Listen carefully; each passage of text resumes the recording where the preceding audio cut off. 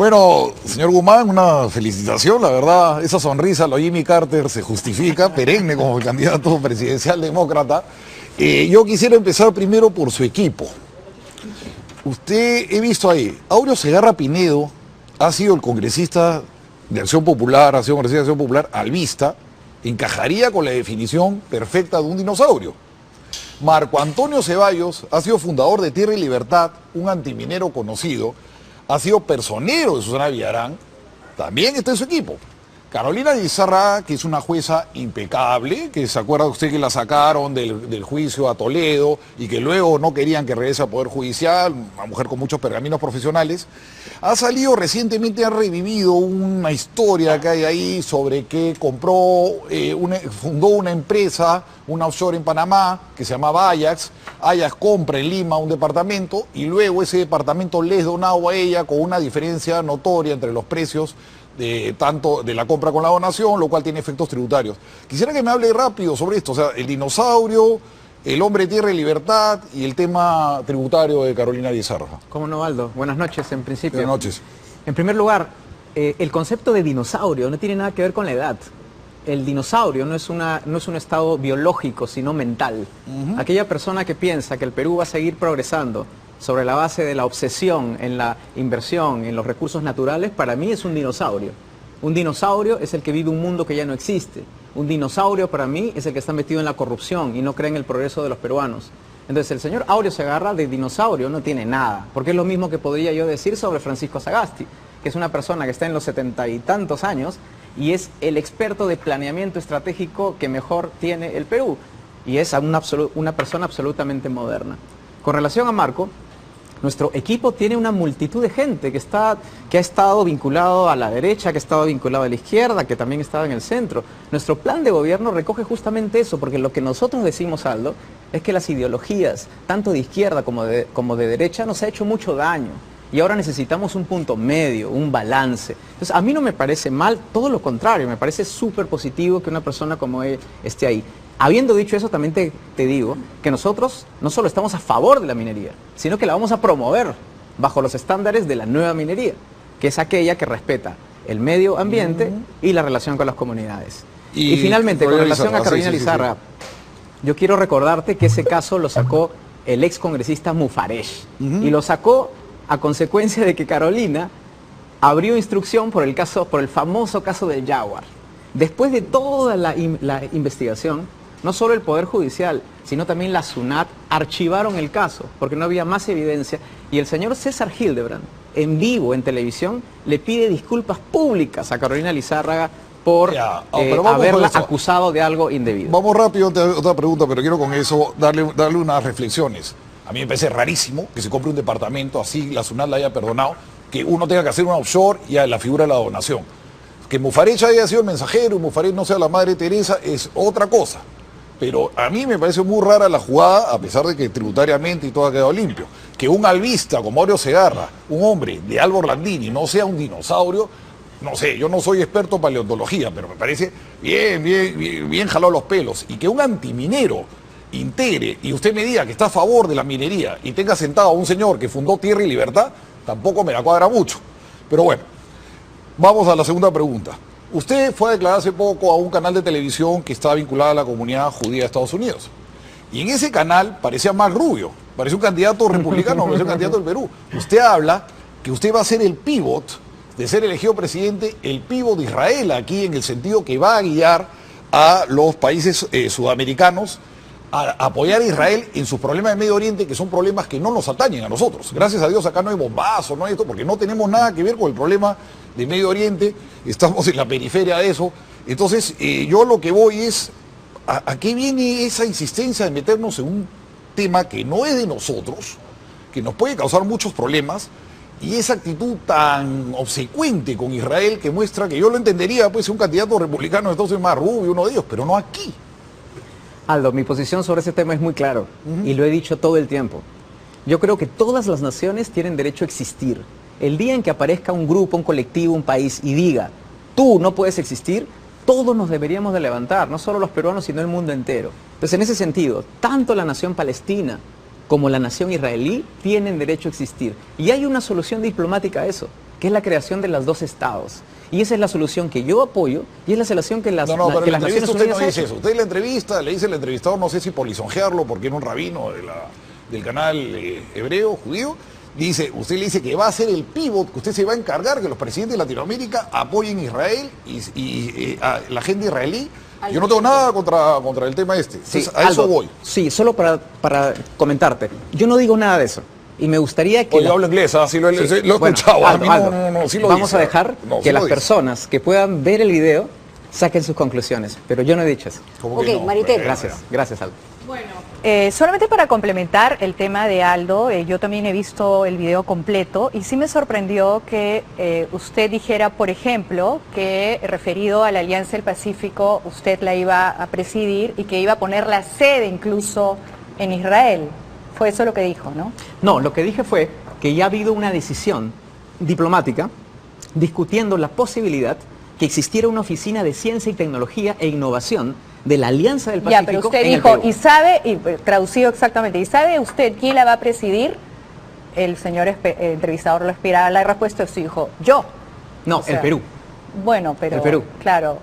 Y yo quiero dejar también muy claro, que es absolutamente favorable para el Perú y la Alianza del Pacífico que exista una oficina de ciencia y tecnología y que ésta sea en alianza con uno de los países que más tecnología tienen en el mundo.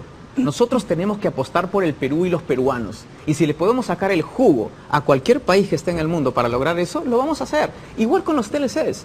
El Perú tiene una serie de TLCs que todavía no ha firmado y que son importantes, como la India, por ejemplo. Y lo que vamos a hacer es eso, priorizar No el nos beneficio de los vayamos por las peruanos. ramas. Por supuesto que creo que todos acá estamos de acuerdo en las alianzas comerciales, en los tratados de libre Absolutamente. comercio. Creo que el punto no iba por ahí. Pero bueno, vamos un poco entonces a el tema de su propuesta. Una de las cosas que siempre me llamó la atención es que usted, un poco en broma, dijo que era un poco el PPK Junior. A lo que por supuesto él agarró la pelota inmediatamente y ya le contestó diciendo, ¿quieren comprar la imitación o al verdadero? Él es el junior, ¿no? El candidato Guzmán es el junior y yo soy el senior. ¿Qué prefieren, al clon o al original? Entonces, ¿no cree usted que con esa comparación, quizás por falta de cuadros, por falta de un partido detrás, por falta de figuras que lo acompañen, porque todo el tiempo lo vemos solo, ¿no cree que de alguna manera un poco se ha hecho ahí el harakiri? Porque ¿por qué en todo caso, le pregunto ya como ciudadana, tendría que votar por usted y no por PPK si son tan parecidos? De hecho, si él tiene más experiencia que usted en el campo político, ¿no? María Teresa, yo te pediría que me saques alguna frase escrita o en video o en audio en donde yo he dicho que soy el PPK Junior, porque yo no lo he dicho. Segundo, si él está haciendo comparaciones, yo también puedo hacer una. Y yo creo que él es Coca-Cola y yo soy Inca-Cola.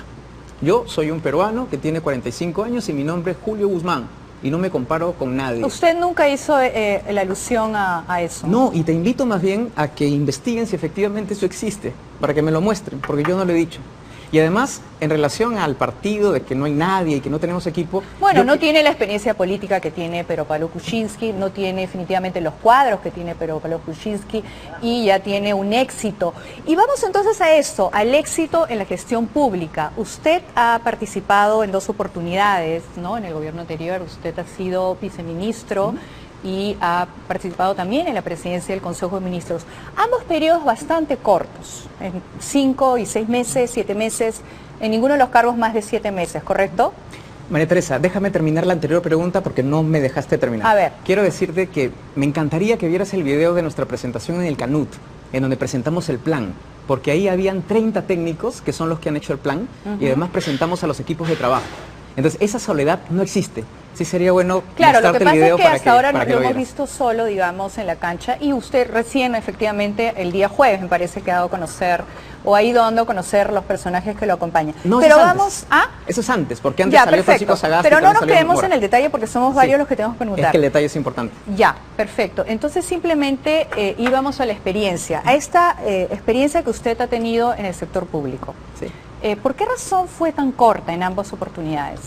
A ver, en primer lugar, el ciclo en el Estado, María Teresa, es relativamente corto. Cuando uno entra al Estado, te dicen que más o menos calcules estar 6 meses ahí. Las reformas tienen esa duración. La primera vez que yo estuve como viceministro, yo salí por una razón muy concreta, María Teresa. Yo ¿Qué quería fue? hacer una gran reforma. Quería hacer que existiera una agencia que ayudara a nuestros productores. Y me maté todo ese tiempo en tratar de trabajar, generar alianzas, y tuve un obstáculo muy grande, que fue el MEF. Recuerda, en esa época estaba el ministro Castilla, y el MEF era muy duro, tratando de gastar más en cosas que eran del futuro, importantes, en donde había cierta controversia. Yo salgo por esa razón. En ese momento también sale el gabinete Xiaomi. Entonces yo decido, a raíz que no me dejan trabajar, salir. ¿Y su segunda oportunidad? ¿Qué pasó después? Pública? 10 segundos. ¿Qué pasó después? Conocí a Juan Jiménez, siendo yo viceministro. A Juan le ofrecen ser el primer ministro y él me llama. Yo entro por Juan, porque creí en ese momento en él, creo en él, me parece una buena persona. Mijael. Muchas gracias, buenas noches, señor Guzmán. Yo quiero empezar por la analogía que acaba de plantear entre la Coca-Cola y la Inca-Cola, y quiero empezar por decir que son las dos del mismo dueño. Dicho eso, en la página 3 de su plan de gobierno, cuando usted denuncia cuál es la misión que tiene, empieza por decir que el Perú no es un país libre desde hace casi 200 años. Retomando lo que mencionó Aldo sobre la entrevista que dio usted en la televisión de los Estados Unidos conversando con este señor rabino, dice usted lo siguiente textual: si tú firmas un TLC con Israel, en el futuro vas a causar dos cosas. Primero, va a ser muy difícil para el Perú en el futuro tener una posición política contraria a Israel, porque es un socio estratégico.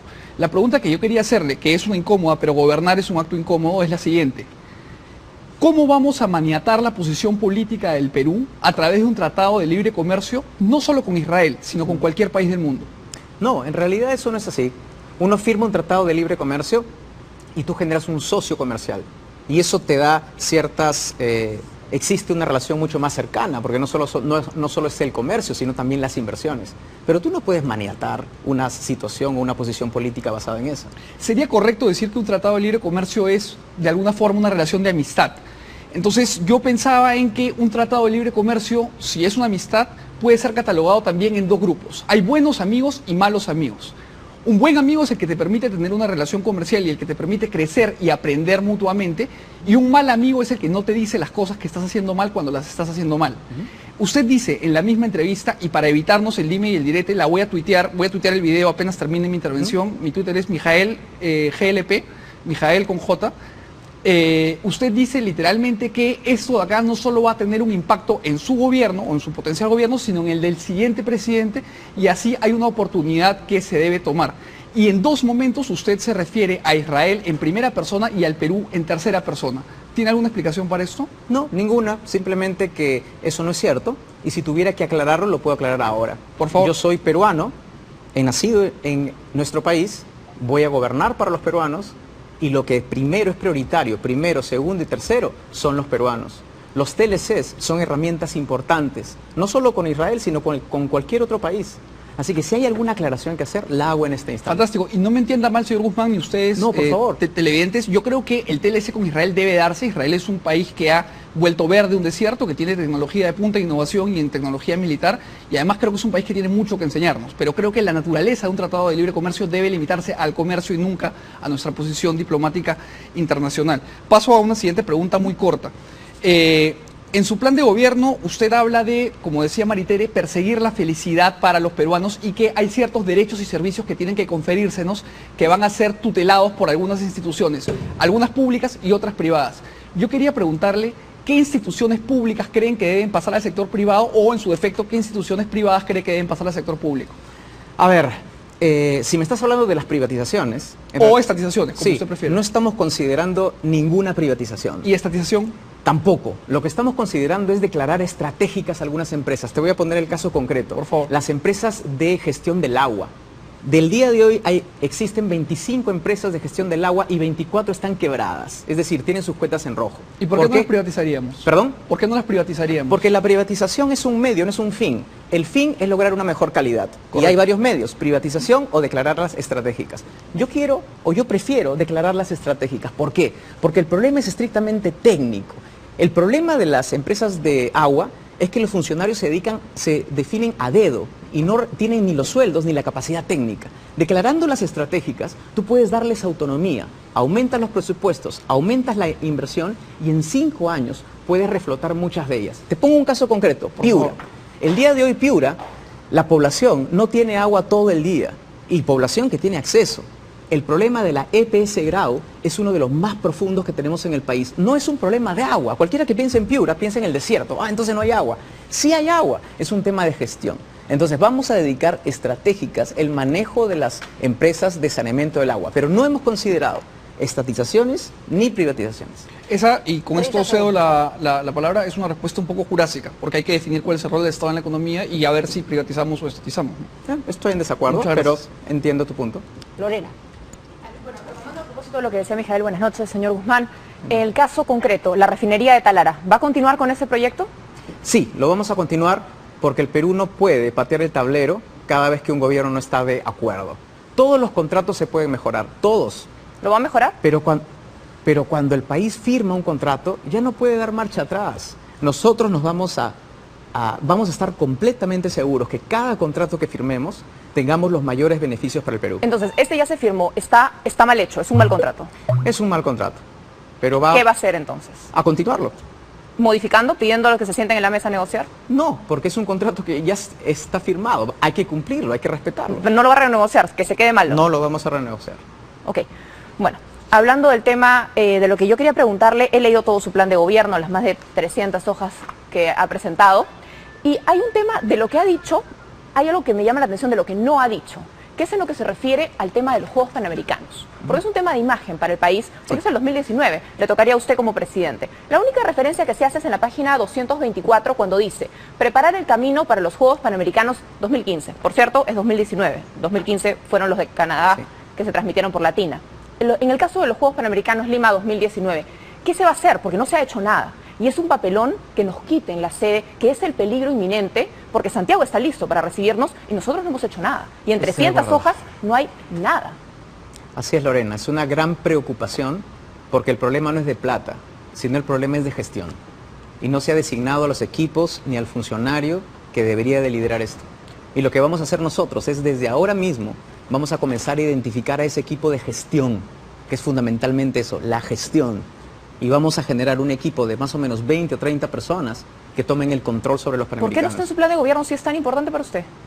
Sí, pero es que es bastante obvio. Yo en el plan de gobierno yo no hablo de la macroeconomía y del manejo fiscal porque es obvio de que tenemos que continuarlo. Sí habla de Tampoco manejo hablo- fiscal, habla de renovar la SUNAT, hacer esta nueva SUNAT, por ejemplo, dejar de ajustar a los que pagamos y buscar ampliar la base tributaria, renovar la aduana. Sí hace una referencia fiscal. Sí, pero la reforma de la SUNAT es una gran reforma, es algo realmente nuevo. El decir que vamos a continuar con los panamericanos es algo relativamente obvio. No vamos Pero a no es hacer tan obvio todo- si no hemos hecho nada todo desde lo que tenemos contrario. la sede. No, sí, pero el plan de gobierno tiene que concentrarse en las grandes reformas. Ahí no hablamos de cosas que vamos a seguir haciendo. Por ejemplo, algunos hablan de agua potable, pero es obvio, tenemos que continuar con agua potable. Electrificación, también.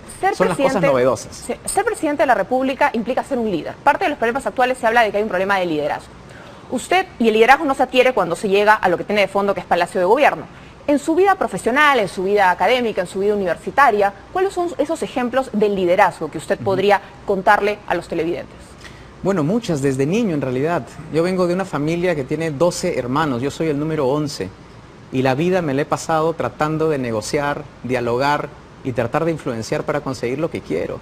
Y esas cosas se forman en tu niñez. Después cuando he estado en la universidad, igual.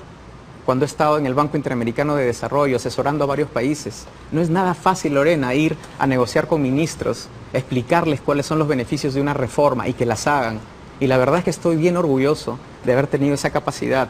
Además, en mis funciones en el BID, yo tenía que dar asistencia técnica en distintos países, en distintas circunstancias. Si tú no sabes nadar y si no sabes navegar en ese ambiente, no eres exitoso. Entonces, toda esa experiencia me ha servido a mí. Estar en el Estado. Por ejemplo, he presidido el gabinete de viceministros. Pero se Que fue. eran 34. Sí, pero la pregunta no era esa. La No, pregunta era pero cuáles se son fue mis... porque no le permitieron, y si no lo cito mal, Sí. no le permitieron hacer la agencia de la competitividad. Entonces usted pateó el tablero y se fue. Lorena, ¿te puedo contestar a la anterior? Conteste. Sí. En un minuto. Sí, en la presidencia del Consejo de Ministros, coordinar con 34 viceministros, necesitas una capacidad de liderazgo y coordinación increíble. Y los viceministros que estuvieron conmigo te van a poder contar lo que eso significó, que fue excelente. Sí, me fui muy rápido, Y me fui muy rápido, ¿sabes por qué, Lorena? Porque solo cuando estás en Palacio te das cuenta cómo funcionan las cosas. Estando en PCM, ahí me di cuenta de la improvisación, de la falta de ambición, de la falta de decisión. Cuando tú eres viceministro en otro sector, no lo ves de tan cerca. Solo cuando estás en guitarra Palacio. y otra con cajón. ¿Perdón? Una cosa es con guitarra y otra con cajón. Una cosa es ver las cosas de cerca, verlo con tus propios ojos y darte cuenta que la única forma de cambiar nuestro país Usted hace es mucho énfasis en que es un estando sistema como presidente. presidencialista Así y que es. es el presidente el que realmente puede hacer las reformas. Pero no es tanto así. No solamente la burocracia, sino el Congreso, que le va a trabar miles de iniciativas o que va a plantear algunas que de repente usted como ejecutivo no está de acuerdo. Así es, tienes toda la razón. Por eso es importante hacer un equipo de gente buena que vaya a la lista del Congreso. Todos por el Perú, por ejemplo, no le ha pedido plata a nadie para que sea ni militante ni candidato al Congreso. Y eso es algo revolucionario en el Perú. Hay que llevar a buenas personas. Hemos pasado por filtros a todos para que no llegue nadie con ninguna denuncia. Vamos a ir a la hora. Vamos con Luis Daveloa, que tiene las preguntas a esta hora. Hola, ¿cómo estás, Julio? Pues, bien. Tengo una impresión que quería darte primero, y es que es como que tratas de no pisar los callos de nadie, y al final eso más bien resta en el asunto de la impresión de liderazgo que tienes, y eso va pegada a mi primera pregunta, que tiene que ver con el tema de corrupción, ¿no? Que necesariamente significa y representa comprarse un pleito y ser confrontacional y polarizar. O sea, eso que no estoy viendo que estés haciendo hasta ahora, porque estás de acuerdo casi con todo el mundo, según lo que se percibe al menos. En tu plan de gobierno estás hablando de la unidad de investigación financiera, de inteligencia financiera, que actualmente pertenece a la está dentro de la SBS, y tú dices que hay que pasarla a la PCM.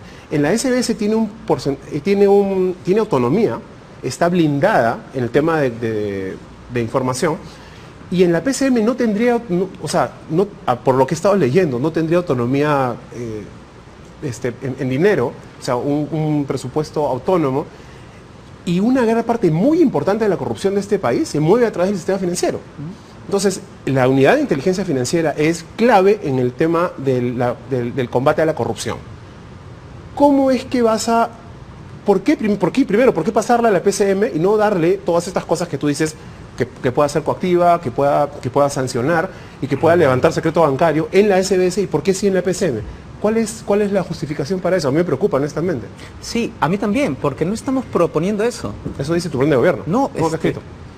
Mira, la verdad es que si está... ¿Pasarlo a la es un PCM? error. No, debería de quedarse en la superintendencia, por supuesto. El plan de gobierno dice Gracias la PCM. a eso se ha logrado autonomía, y gracias a eso se ha logrado que funcionarios de alta capacidad estén ahí. Sería un error pasarlo a la PCM, eso no está en nuestro plan de gobierno. Dice que está pasando a la PCM, y es más, pasa a la PCM con otras instituciones. Voy a revisarlo, Luis, Sí, revisa, pero yo soy porque un convencido, además públicamente lo he dicho en otras entrevistas. La UIF tiene que quedar en la superintendencia. Lo que hay que hacer con la UIF es más bien dotarla de más capacidades. Sí, claro. ¿Cuáles son? El darle la capacidad de levantar el secreto bancario. Claramente. El además darle la capacidad a la Contraloría de que pudiera compartir información que ya tiene la UIF. Buena la voz. posibilidad de que la Fiscalía Cruzarla, pueda también claramente. utilizarla. Sí. Cruzar la información. Claramente. Entonces Sí. pasamos a la siguiente pregunta, porque si favor. dices que eso lo vas Sí, a cambiar claro en el plan, que extraordinario. Lo otro es el tema de los derechos LGTBI, que son lesbianas, gays, transexuales, bisexuales, ¿no? Dices que hay que cambiar el Código Penal. Ese es un pleito grande, porque hay una resistencia súper importante a nivel nacional, sobre todo social, a darle determinados derechos a estos colectivos. ¿Cómo planeas hacer esto? ¿Con quién te vas a pelear? ¿Con quién vas a ir a enfrentarte? Esto también depende de ver la posibilidad de imponer el tema del Estado laico, y que la Iglesia no interfiera en lo que es políticas públicas. ¿Cómo planeas implementarlo con Sí. la cantidad de oposición que hay? Sí, primero decirle a todos los peruanos que es fundamental que construyamos derechos para todos. Que si queremos que nos den derechos a nosotros, tenemos que reconocer que otros no los tienen. De acuerdo. Y por esa razón tenemos que avanzar con esto. De acuerdo. ¿Cómo lo vamos a lograr? Esto es una función fundamentalmente del Congreso, y quiero que quede claro que lo que buscamos con lo que tú has mencionado es simplemente que se considere como discriminación, como violencia, también esos casos. No puede ser, Luis, que tengamos un plan nacional de derechos humanos y que se haya incluido todo, Claro, menos a esa y que comunidad. estén invisibilizados, claramente, pero Entonces, ¿cómo? A través del pegado al Congreso. el tema de derechos también pasa por el tema de la unión civil, Así es. a la que tú estás a favor, ¿no es cierto? ¿Tú Sí, estás a favor de la unión sí, civil? claro. Ya, otra vez, la pregunta es, ¿con quién, cómo así vas a hacer para implementar esto desde tu posición si llegaras a la presidencia de la República? Mira, de acuerdo a Pronsex, que es una fundación, asociación que ve estos temas, ha hecho un análisis de todos los partidos que han incluido este tema y me he sorprendido gratamente que varios de ellos lo han hecho. Entonces, llegar a un consenso en el Congreso, avanzar en este tema por los congresistas, creo que es algo en que yo creo que sí se podría hacer. ¿Y lo del Estado laico? El Estado peruano es laico. No, denunciar el concordato, por ejemplo, ¿es una posibilidad? No, lo que nosotros hemos dicho es que el Perú tiene una tradición católica que viene de hace muchísimos años. Los aportes que el Estado da a la Iglesia Católica pueden también uniformizarse con las otras creencias, es decir, no quitarle a la Iglesia Católica, darle a todos. Sino también, claro, emparejar a los demás y dejar Pero la eso parece cancha lluvia plana. de millones. ¿Perdón? Parece lluvia de millones. No, no es ninguna Poquito. lluvia de millones. Vamos a El darle a aporte que todos. le da el Estado a la Iglesia Católica no es una lluvia de millones. Son 2 millones por lo menos. Muy bien, Pero no es una 17 lluvia. segundos para esta ronda. Vamos a tener otra ronda de 2 minutos, pero yo solamente quiero preguntar una cosa muy puntual. ¿Qué religión profesas? Católica.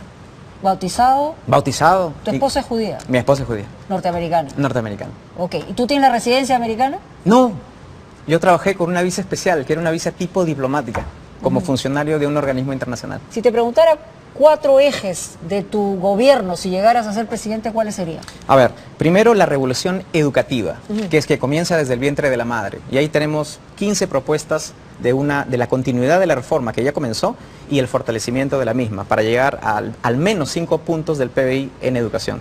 El segundo es la revolución productiva, que por primera vez el Estado atienda a los agricultores, a los productores, a las empresas, que hasta el día de hoy no existe.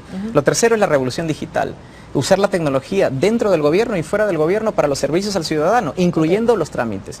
Y la cuarta es la lucha contra la corrupción y el crimen, porque si no acabas con la corrupción y el crimen, estas reformas no son posibles. Claro, en enunciado, lucha contra la corrupción y el crimen lo van a decir todos. Así ¿Qué es. te diferencia a ti del resto? La independencia, que los demás están metidos en casos de corrupción. Mira, ¿Por ¿cuántos qué deberían presidentes? votar por Guzmán y no por Acuña o eventualmente por PPK? Sí, ya no voy a hablar de los que llaman tradicionales, pero por Acuña, que puede ser una novedad, que tiene mucho dinero además, que maneja universidades, que habla del tema de la educación. O sea, ¿por qué por Guzmán y no por Acuña o PPK, que en todo caso es el tecnócrata? Te voy a dar una razón desde varias. De fondo. Porque nosotros sí estamos con los jóvenes. Somos la única opción, Mónica, que ha estado a favor de la ley universitaria, a favor de la SUNEDU y en contra de la ley Cotillo. Acuña también está a favor de la ley universitaria. Sí, pero yo quiero preguntarle si efectivamente el tema de la ley universitaria, de la posición de, por ejemplo, revisar los impuestos a las universidades, él está de acuerdo o no. ¿Cómo te identificas tú ideológicamente? ¿Eres económicamente liberal? ¿Estás a la derecha? ¿Estás a la izquierda? ¿Estás en el centro? A ver, yo creo que el mercado es la mejor forma de crear riqueza, pero no es perfecto. Ya. Y que para que el mercado sea realmente libre, el O Estado sea, no tiene eres que hacer un ciertas liberal cosas. en economía. No, soy Porque habla además de empresas estratégicas. Sí, soy un reformista, no soy ni de izquierda ni de derecha. Ya, pero esa es una forma fácil de señalarle a la gente, decir, bueno, voy a reformar esto o lo otro, no, pero tienes que ubicarte económicamente. A ver, vamos a poner un ejemplo. Ajá. Yo creo que el mercado es como una cancha de fútbol. Si en la cancha de fútbol tienes montículos, no puedes jugar. Y si tienes huecos, tampoco. ¿Qué son los montículos? El exceso de Estado, donde te estorba los trámites, la licencia, los procedimientos. Estado es y grande todo. para ti. No, el Estado en ese sentido. Pero los huecos de la cancha es donde falta Estado, que es la seguridad, educación, salud. Lo que tenemos que hacer es poner la cancha plana, sacar al Estado de donde nos estorba. ¿Dónde nos estorba? La burocracia, es engorroso, es complicado, todo Pero es has sido difícil. parte de esa burocracia. Pero sabemos cómo cambiarlo. Una de mis funciones en la PCM era justamente liderar la reforma de la simplificación masiva de trámites y la reforma del Estado. Por ejemplo, la ley de consulta previa, ¿la vas a mantener? ¿La vas a dejar? No, porque me parece que más bien la ley se puede ¿No utilizar. qué? No la vamos a implementar porque la ley se puede utilizar a manipulación justamente para a los que nosotros pretendemos defender, que son las O sea, comunidades. vas a derogarla si es que llegas a ser presidente. No la vamos a utilizar. No sabemos todavía si va a haber la derogación o no, pero lo que te puedo decir es que no la vamos a implementar porque creemos que hay otra forma de beneficiar a las comunidades, a las empresas privadas también, que es el sistema de gestión de conflictos sociales. Y si que no esa es quiere la el forma. proyecto de la comunidad, ¿qué vas a hacer? A ver, la evidencia muestra que cuando el Estado se adelanta y tiene una política preventiva, los proyectos extractivos avanzan. Solo Ya, un datito, sí. solo un datito. Solo el 8% de todos los proyectos extractivos están en conflictos sociales. Cierto. Eso te dice que la gran mayoría funcionan. Claro, pero tampoco hay una varita mágica para arreglarlos de la noche a la mañana. O sea, porque tú seas buena gente, porque tengas capacidad, porque hayas estudiado en Estados Unidos, porque tengas interés y gana de ser presidente, no vas a arreglar las cosas. O sea, tienes que manejarla dentro de un proyecto país. Así es, Mónica, y te cuento un dato. Dentro de la PCM hay una Oficina Nacional de Diálogo, que está escrita en papel pero no se implementa. Esa oficina es lo que tú quieres, es la visión estadista, de política, la institución que te va a permitir hacer eso. ¿Cómo funciona? Tiene tres partes: operadores políticos, inteligencia y mesas de desarrollo. Y se hace años antes de los proyectos extractivos. Responde una cosa muy cortita. ¿Este gobierno es malo, regular o bueno? Del que ha sido parte, además. ¿Puedo ponerle otra? ¿Mediocre? Malo, regular o bueno. O sea, mediocre, creo que coincidimos, pero en todo caso, De regular para malo. de regular para mal. Se perdió una gran Ok. oportunidad. Bueno, yo creo que tengo 20 segundos todavía, pero vamos a hacer otra ronda con 2 minutos, hasta 3 minutos cada uno, y le rogaría que sean preguntas muy específicas, ¿no? Usted se ha referido en términos muy cariñosos hace un rato a Salomón Lerner, a Xiaomi, como lo llamó por su apelativo. ¿Es su mentor? ¿Es ese mentor hebreo o judío que usted menciona en la entrevista? ¿Es Xiaomi acá en Lima? No, no. ¿Quién es no, el mentor? En absoluto. ¿Podríamos ¿Perdón? saber quién es el mentor que tiene aquí? No, yo tengo varias personas que influencian en mi vida. Pero usted habla de un mentor y de 3 personas más. ¿Quién es el mentor No, acá? ninguno en particular. Tengo Pero varias usted personas. dice la que palabra influyen. mentor ahí, le dice... Bueno, usted dice una cosa y después me dice otra. Pues No. usted dice mentor ahí. No. Mentor es mentor. Sí, mentor es mentor. Y dice mentor. Sí. ¿Quién es su mentor? Sí.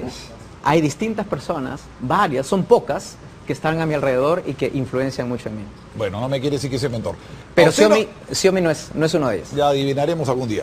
Dígame, ¿a usted no le incomodó trabajar para un gobierno de un señor que estaba acusado por derechos humanos, que todo el mundo creía y estaba muy fundado, que era el capitán Carlos? ¿No le gustó trabajar por un gobierno que habían pruebas muy fundadas, que llegó primero dinero de Venezuela y después dinero de Brasil? ¿Eso no le causó ninguna incomodidad? No, la verdad no, porque nunca hubieron evidencias contundentes de que eso fuera así. Y te voy a decir lo contrario, Aldo. En verdad yo estaba al principio entusiasmado. Yo me la creí, y te lo digo de corazón. Yo sí pensé que se querían hacer reformas. Y como técnico en el BID, que sabe que en el Perú hay que hacer ese tipo de cosas, yo me O entusiasmé. sea, ¿usted sigue creyendo que este gobierno no recibió dinero de Brasil después de todo esto que está saliendo con la operación Lavallato? No recibió Imposible. dinero y a Fabre le pagó el Espíritu Santo. No, Aldo, en ese momento era muy difícil saber todo lo que está pasando. Imagínate. Estaba todo el circuito, los periódicos lo mostraban, ya que la gente no le haya importado, pero eso estaba ahí. El capitán Carlos, hay sospechas muy fundadas. Ahora, usted es muy amigo de Jiménez Mayor, ¿no?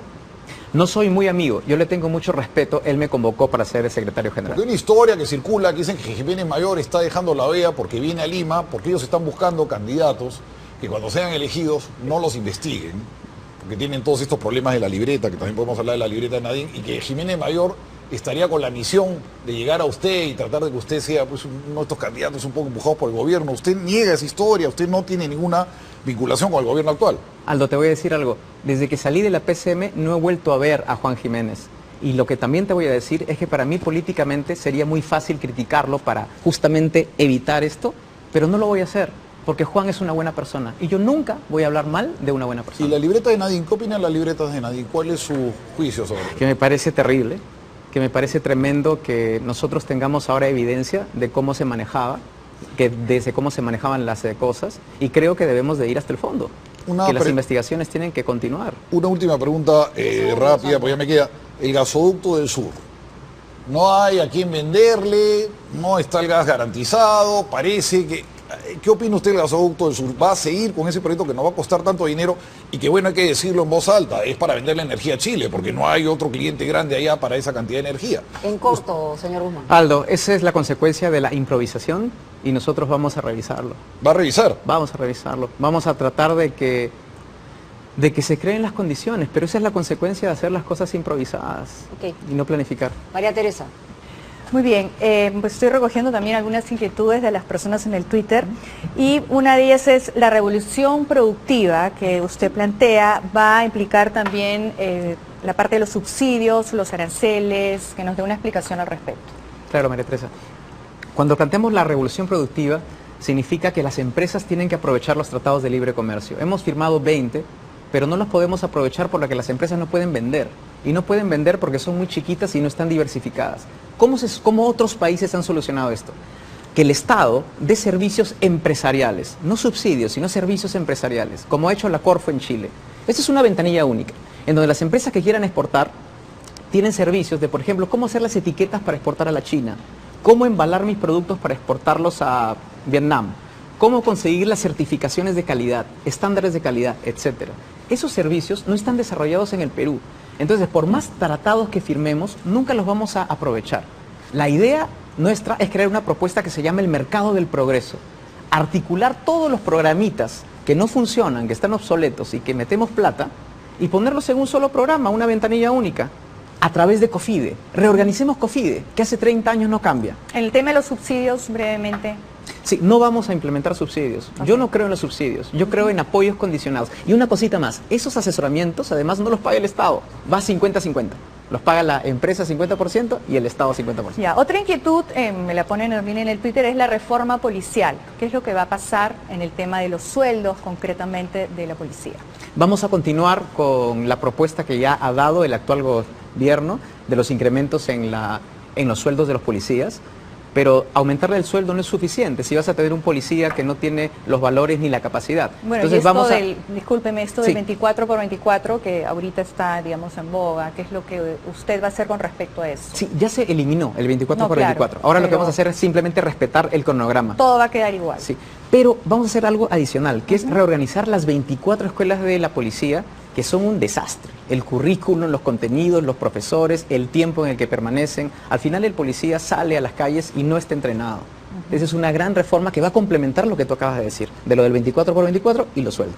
40 Muy bien. segundos todavía. tienes. 40 segundos solamente ya para lo que está en su plan de gobierno como su primer objetivo, ¿no? Que es elaborar la felicidad de todos los peruanos. ¿Cómo se logra que todos seamos felices? Por supuesto. Primero, el premio Nobel de Economía, Amartya Sen, dice exactamente eso. Que para ser felices tenemos que ser libres. Y para ser libres tienes que desarrollar tus talentos. Solo cuando eres una persona con educación y con salud puedes hacer lo que quieras en tu vida. Eso lo dice un economista súper riguroso. ¿Ok? ¿Cómo llegamos a eso? Haciendo una revolución educativa, Marité. En los últimos 30 años nos hemos concentrado en el Banco de Oro, pero no en la persona que está sentada en el Banco de Oro, que es el Perú.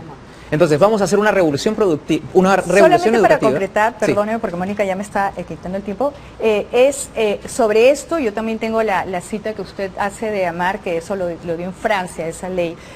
La felicidad efectivamente en el mundo tiene, digamos, variables, ¿no? Que se pueden medir, la educación, la salud, los ingresos. Usted ha dicho la libertad, la educación, es decir, estamos hablando de educación. ¿Qué otra variable para poder conseguir el objetivo de la felicidad que Salud. usted plantea? Salud. Educación, salud. Educación, salud. Educación, salud. Educación, Ok, salud. Perfecto. Perfecto, Muy bien. Mijael. He leído, señor Guzmán, transversalmente también en su plan de gobierno y lo escucho con mucho énfasis hablar de el mendigo y el Banco de Oro, que es esta frase erróneamente atribuida a Raimondi. Yo le quiero preguntar sobre ese Banco de Oro. Usted ha dicho que en los últimos 30 años los políticos han sido muy poco hábiles a la hora de gerenciarnos como país y que nos hemos concentrado en el Banco de Oro y no en las personas. Yo le quiero hacer una pregunta muy concreta. El artículo 66 de la Constitución dice que los recursos minerales enterrados en el subsuelo son del Estado. Ese artículo es una resaca de las leyes de derecho de Indias con las que España colonizó al Perú y usted en la primera línea de su plan de gobierno habla de una nueva independencia. Yo le quiero hacer una pregunta muy simple. ¿Estaría usted dispuesto a promover desde el Poder Ejecutivo que los campesinos del Perú sean dueños de la riqueza enterrada en el subsuelo? No, yo creo que hay otras formas de que las comunidades se beneficien. ¿Cuál? De que esos beneficios que se extraen les lleguen finalmente. ¿Cuál? ¿Cuál es la forma? Primero, una mejor distribución del canon, que no la tenemos. ¿Cómo? ¿Cómo? Simplemente creando una metodología para que todas las regiones reciban algo. No puede ser, Mijael, hoy Señor, día... no me está respondiendo ninguna No, pregunta. pero no, te estoy respondiendo. ¿Pero cómo? Por eso, Yo vamos... quiero saber cómo los campesinos van a salir de la pobreza. A ver, primero, cuando uno recibe los recursos fiscales de la minería, lo importante una vez que los recibes es invertirlos en educación y presencia del Estado en esas Pero se comunidades. invierten en piscinas en distritos en los que no hay agua. Sí, y eso es un problema de las responsabilidades de los gobiernos locales, distritales y provinciales. ¿Y cuál va a ser la solución? Vamos a crear el reglamento de la ley de gobiernos regionales, que no existe. El reglamento te va a hacer ese ordenamiento y te va a prevenir lo que tú dices. Por ejemplo, que se construyan estadios en lugares donde la población inclusive es menor al estadio. Eso se corrige a través de un reglamento. El reglamento no existe. Nosotros lo vamos a hacer. Mi pregunta va por lo siguiente. Muchos de los reglamentos y de estructuras legislativas y legales del Estado funcionan como una carta a Papá Noel. Nuestros gobernantes escriben cosas con mucha expectativa que en realidad no tienen ninguna traducción a la realidad. Entonces mi pregunta es, usted se presenta como un candidato joven, y el candidato de los jóvenes, que dicho sea de paso, lo es. Yo también soy joven, tengo 26 años y escucho en usted mucho ímpetu por cambiar las cosas. ¿No hay ninguna posibilidad de que pueda ser el campesino peruano el dueño de la riqueza y quitar al Estado de la ecuación y quitar un poco a los políticos de la política? A ver, no. Como te digo nuevamente, hay otras formas. Lo que pasa es que las otras formas son las que plantean todos los demás candidatos. Bueno, en este caso entonces tendré que coincidir con ellos que hay otras formas. El reglamento para poder solucionar ese tema lo hace el Ejecutivo, no el Congreso. Entonces eso va a estar en poder del Presidente de la República. Correcto. Gracias, Mijael. Muchas gracias. Has dejado 20 segundos para Lorena. Pero los tomo entonces. Señor Guzmán, en el caso de los programas sociales, acaba de mencionar el tema de Crédito 100, que de alguna manera es un programa que beneficia a los alumnos a estudiar. Si nos puede explicar cómo lo piensa aplicar, cómo piensa entrar en universidades públicas, privadas, extranjero. Por supuesto, Lorena. El día de hoy existe un programa que se llama Beca 18. Que ¿Lo es va a continuar? Por supuesto, lo vamos a continuar y expandir, pero no es suficiente. Yo he sido director de Beca 18 y una de las cosas que criticaba es que los problemas de educación no solo son de los pobres, sino también de las amplias clases medias. Entonces, para eso hemos creado el programa Crédito 100. Es un fondo de garantía que hace que los estudiantes que quieran estudiar en la universidad o centros técnicos y tecnológicos puedan tener un crédito estudiantil y pagarlo cuando terminen. Así, aquellos que no están categorizados como pobres pueden acceder a un crédito y no quedarse fuera sin estudiar. Entonces, el fondo de garantía es para que la banca privada, en caso algún estudiante no pague cuando termine, está protegido. Y el estudiante tiene que asumir su responsabilidad. Se va a Infocorp en caso no pague. Hay casos, por ejemplo, el de Chile, que ha tenido algunos problemas y nosotros los vamos a arreglar porque ya identificamos cuáles son sus falencias. Claro, Entonces, estamos hablando en el caso de, claro, llega a la universidad, pero primero hay que asegurar que termine en el colegio, que termine en la secundaria, que termine en la primaria. Usted hacía énfasis en el tema de 0 a 5 años. Sí. Pero hay un tema importante, es que actualmente la gente que menos dinero tiene es la que más hijos tiene. Y viven en la miseria, en condiciones lamentables. Están hablando de adolescentes de 15 y 19 años que ya tienen hijos. sí. Cómo combatir el tema de planificación familiar y realmente hacer una política real de Estado, porque uno va a la posta y no encuentra planificación familiar, no te dan información y se mezclan temas de la iglesia que no tienen que ver en estos temas de natalidad. Sí, Lorena, yo te voy a contar un caso muy particular que es San Juan de Lurigancho, que tiene 1 millón de personas. ¿Sabes cuántas nutricionistas tienen los 134 locales de salud? 2. Con esas 2 nutricionistas, que además no son nutricionistas, sino apoyan a las madres y las capacitan para lo que tú dices, es absolutamente insuficiente. Los problemas de la planificación familiar no solo están en el enfoque macro, sino están en el campo. Tenemos que ampliar el número de capacitadoras, pero no para que se queden en el centro, sino para que vayan a las casas, tengan visitas periódicas y comiencen a informar a las madres de darle toda esta información. Las soluciones las vamos a hacer desde abajo hacia arriba. Y en este caso de la planificación, más importante que la campaña nacional, porque todo el mundo te va a responder eso, la campaña nacional, es irte a esos centros de salud y hacer que más personal capacitado haga estas visitas periódicas. 20 segundos. En el caso de las escuelas también el problema es que la mamá y el papá tienen que salir a trabajar y no tienen Eso. dónde dejar a los hijos. Eso. Y hacen unas colas de días, lo reportamos en los noticieros todos los días, para conseguir vacante y no hay vacante, no tienen a dónde dejar a sus niños entre 0 y 3 años. También respuesta. Así es, Lorena, vamos a crear los DIT, que son los Centros de Desarrollo Infantil. Estos DITs son lugares en donde los niños van a recibir estimulación temprana, salud y nutrición, todo en un solo lugar. Bien. Vamos a hacer que O sea, otro programa social. No, porque esto va a estar para toda la población. Bueno, vamos con Luis Daveloa. Listo, son 3 preguntas, todas Sí. son para respuestas monosilábicas en realidad. Sí. ¿Habrá responsabilidad penal para las personas jurídicas? El 70% de los delitos son colusión y administración de fondos públicos y tienen por contraparte las empresas privadas, que por supuesto se niegan a esto. Sí, Va a haber. Responsabilidad penal para empresas jurídicas. Muy importante.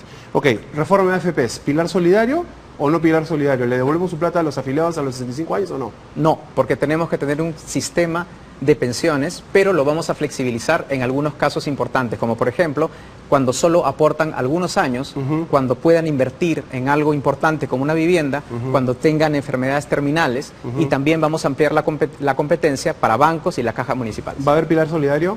¿Perdón? ¿Un pilar solidario? Lo estamos evaluando. Todavía no están seguros de No eso. estamos seguros de eso. Ok, pero va a venir una reforma de todas maneras porque eso es insostenible. De Claro, todas maneras viene ¿Van una a cerrar la ONP? ¿Perdón? ¿Van a cerrar la ONP? No. No. No. Mira tú.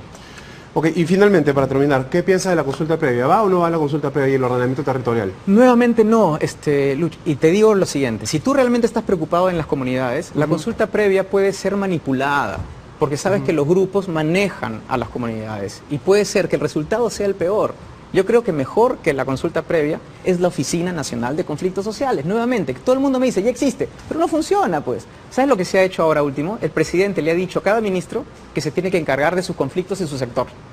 Esa no es la forma de gestionar. Se está yendo, ¿no? Esa no es la forma de hacer las cosas. Yo en lugar de la consulta previa, prefiero reforzar y fortalecer la Oficina Nacional. Te cuento un datito. La Oficina Nacional ahora está considerada por el BID como un caso de éxito, no de implementación, sino de diseño, y le está haciendo conocer en otros países, no solo en América Latina, sino en el mundo. Eso es lo que hay que hacer. Ok. No, gracias. Todavía tienes ¿Un minuto más? Bueno, sí, entonces por vamos. favor, tienes para 3 preguntas ¿Cómo en tu hacemos para estilo. decidir qué cosas se explotan en dónde, por ejemplo, por territorio? Lo que tú estás diciendo es una oficina de conflictos sociales que lo que va a hacer es, cuando haya la presencia, por ejemplo, de una veta de cualquier cosa, en un sitio donde normalmente se siembra arroz, por ponerlo de alguna manera, Sí. como de hecho ha pasado, la oficina viene, conversa con la gente, ve cuál es la posibilidad de esto, pero ¿qué pasa si las personas realmente no les interesa que se desarrolle esa actividad económica en ese sitio? Se pasa por encima de ellas, o sea, se hace cargo el Estado. En ese caso, por ejemplo, coincido con lo que dice Mijael, ¿por qué no se le da la propiedad del asunto y la empresa privada se arregla con el dueño de la tierra, que también puede ser el dueño del subsuelo? Finalmente todos van a pagar impuestos, así que una parte gorda va a ir de todas formas al Estado. Sí. A ver, la evidencia te muestra que la inmensa mayoría de casos no existen esos problemas. Como le decía Mónica, el 92% de los proyectos avanzan sin ningún problema. Hay que focalizarnos solo en aquellos en donde no. Y la verdad es que este pleito entre el agua y el oro y todo lo demás son más pleitos de falta de desconfianza, de falta de monitoreo del Estado y falta de presencia del Estado. O sea, la mayoría de problemas te viene por ahí. Y yo te digo que en la experiencia que yo he tenido en la PCM, revisando estos temas, la gran mayoría de los casos en que los agricultores se oponían a los proyectos extractivos era porque les habían prometido algo y al final nadie cumplía. Y una pregunta, hay una curva de aprendizaje, ya acabó el terminamos? Sí, una curva de aprendizaje más o menos importante en esto. O sea, ¿cuánto tiempo te va a tomar y cuánto plata te va a tomar relanzar la Oficina de Conflictos Sociales para que esta cosa funcione? Bueno, te cuento que en el intento que Juan Jiménez quiso hacer para poder implementar esta Juan oficina, Jiménez. casi lo logra en 2 meses y medio. ¿En serio? Entonces, yo te aseguro que lo vamos a hacer. Quiero comentar una cosa, que la más cruel de la mesa ha sido Lorena, porque ha hablado de planificación familiar a alguien que tiene 11 hermanos. Mónica. Bueno, yo, Más barato a ver, por pregunta docena, finales. la más mala. Sí. Julio, financiamiento. ¿Ah? Sí. ¿Quién pone la plata? Muy pocas personas, con muy pocos montos, y la mayoría es servicio, es tiempo de voluntarios. ¿Qué son? ¿Empresarios? ¿Gente, familia? Hay de todo un poco. Mira, yo he traído una exclusiva. Nosotros No tan exclusiva, porque te la he escuchado en otro Sí, lado. sí, así sí, que sí. no, Bueno, sí, sí. No me engañes. Es cierto, es cierto, es cierto. Este es el reporte de subsanación de gastos e ingresos que debíamos. Mañana los vamos a ingresar a la OMPE. Ya. Y aquí está el detalle de todos nuestros ingresos en los últimos 2 ¿Cuántos meses. han sido para que la gente lo sepa? 40.000 soles, pero esto hay que sumarlo a lo que ya habíamos gastado. ¿Ingresos qué quiere decir? ¿Que la donación de la gente que ha puesto Exactamente. la plata? Ya. Y eso hay que sumarlo a lo que ya entró, que son 230.000, 240.000. O sea, en total hasta ahora hemos gastado como 300.000 soles. Quien te da Cerca la de- inscripción del partido está metiendo plata, el señor Aguirre. Gonzalo Aguirre ha aportado 63.000 soles hasta ahora. ¿Qué va a pasar con sus hermanos cuando usted sea presidente? Porque ahí hemos visto claramente en los 4 gobiernos democráticos, por lo menos en 3 de ellos, problemas graves con las familias, con la intervención de Así las es. familias. ¿Qué hay de sus hermanos? ¿Dónde están? ¿Qué cosa hacen? Sí, mira, yo te cuento, de los 11, solamente 2 han tenido experiencia en el Estado. Mi hermano que trabajó en Juntos algunos años, ya no trabaja ahí, y mi hermana, que tiene como 20 años de experiencia en el Estado. Ya ha Durante el venido... gobierno de Alejandro ¿Perdón? Toledo. No estoy seguro, creo que sí, Ya. creo que sí. Y mi hermana, que tiene como 20 años de experiencia en el Estado, en donde ha trabajado en distintos ministerios. Después de ellos dos, nadie más ha trabajado en el Estado. Pero yo he tenido, obviamente, una conversación con todos ellos sobre los riesgos y sobre lo que esto significa. Y aquí hay que tener mucho cuidado de que, obviamente, no solo se mantenga su independencia, que eso va a continuar, pero que tengan mucho cuidado con los ataques y todo, ¿no? Ya empezaron los ataques. Usted Total. ha sido acusado de todo. La congresista Mavila lo ha acusado de algo horroroso, ¿no? Sí. De un intento de violación. Sí. ¿Y qué le responde? ¿Qué cosa pasa ahí? Nada, la verdad es que a mí también me sorprendió muchísimo y yo inmediatamente le respondí que no. Y segundo, que me contara de dónde viene eso, porque además ella ¿Le lo puso... contó de dónde viene eso? No, todavía no me responde, pero lamentablemente hay algunos congresistas que por la inmunidad que tienen pueden lanzar cualquier cosa y nadie les puede decir nada, ¿no? ¿Propondría usted, por ejemplo, que los congresistas no tengan inmunidad? No, yo creo que deberían de tenerla. Y deberían de tenerla porque A una de sus pesar de todo. funciones... Sí, lo que pasa es que cuando uno mal utiliza esa prerrogativa que es para el bien y la utiliza para el mal, ahí es donde tenemos los problemas, ¿no? Usted ha dicho que tiene ya a la gente en un eventual gobierno. ¿Quién sería el primero en su lista del Congreso? Estamos evaluándolo todavía porque No me tenemos... diga eso, pues dígame un nombre. No, pero sí, porque tenemos todavía días hasta el 10 de febrero para ¿Su definir nuestra ministro de lista. Economía quién sería? Elmer Cuba. Elmer Cuba. Sí, me gusta Ok. bastante. Muy bien, don Julio Guzmán. No, Muchas gracias gracias por estar con nosotros. Además ha sido disparado con todo nuestro panel y yo creo Alba, me que han dado, pero está bien. ha respondido a todo y para todos. Muy bien, vamos a hacer una pausa, amigos. Ya regresamos aquí en Sin Medias Tintas. Ya viene a esta mesa también Aldo y tenemos mucho más, así que no se vayan.